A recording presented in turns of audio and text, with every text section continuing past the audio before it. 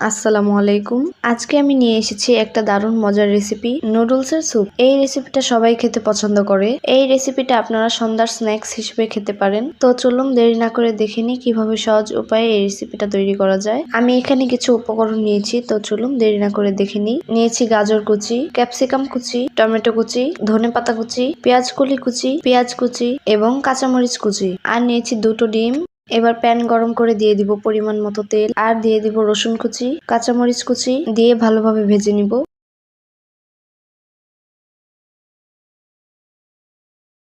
কিছুক্ষণ ভেজে নিয়েছি, এবারেতে দিয়ে দিব পেঁয়াজ কুচি এবং ভালোভাবে ভেজে নিব। পেঁয়াজগুলো ভালোভাবে ভাজা হয়ে গিয়েছে, এবারেতে দিয়ে দিব গাজর কুচি, টমেটো কুচি, ক্যাপসিকাম কুচি, ধনেপাতা কুচি, পেঁয়াজ কলি কুচি এবং ভালোভাবে ভেজে নিব।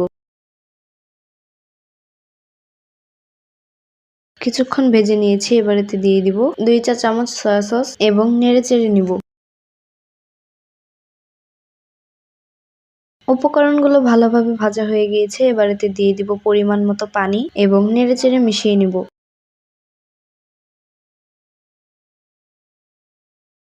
পানিটা ভালোভাবে জাল করে নিয়েছি, এবারেতে দিয়ে দিব স্বাদ মতো লবণ এবং আরো ভালোভাবে জাল করে নিব যেন সবজিগুলো সিদ্ধ হয়ে যায়, এবং কিছুক্ষণের জন্য ঢাকা দিয়ে দিব। ঢাকনা উঠিয়ে নেড়েচেড়ে দিব। পানিটা ভালোভাবে জাল করে নিয়েছি, এবারেতে দিয়ে দিব নুডলস এবং ভালোভাবে সিদ্ধ করে নিব।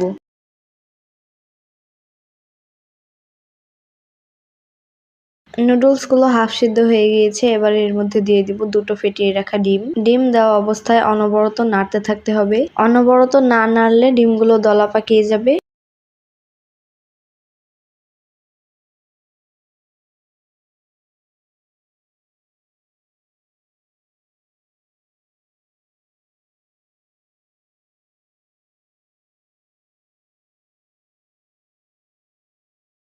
নুডলস গুলো নেড়েচেড়ে মিশিয়ে নিয়েছি, এবার এতে দিয়ে দিব পানি দিয়ে গুলিয়ে রাখা কর্নফ্লাওয়ার। কর্নফ্লাওয়ার দেওয়া অবস্থায় অনবরত নাড়তে থাকতে হবে।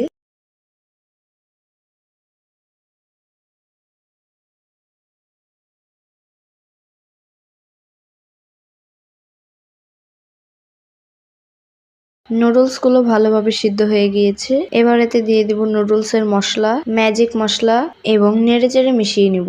আরো কিছুক্ষণ জাল করে নিলেই হয়ে যাবে আমাদের রেসিপি। আমাদের রেসিপি একদম তৈরি, এবার পরিবেশন করব। দেখলেন তো কত সহজেই তৈরি হয়ে গেল আমাদের স্পেশাল নুডলস স্যুপ রেসিপি। যদি রেসিপিটা ভালো লেগে থাকে তাহলে লাইক দিন এবং কমেন্ট করে জানান কেমন লাগলো। আরো নতুন নতুন রেসিপি পেতে আমাদের চ্যানেলটি সাবস্ক্রাইব করুন এবং আমার ফেসবুক পেজেও ফলো দিতে ভুলে যাবেন না। দেখা হবে নতুন কোনো রেসিপি নিয়ে। ধন্যবাদ।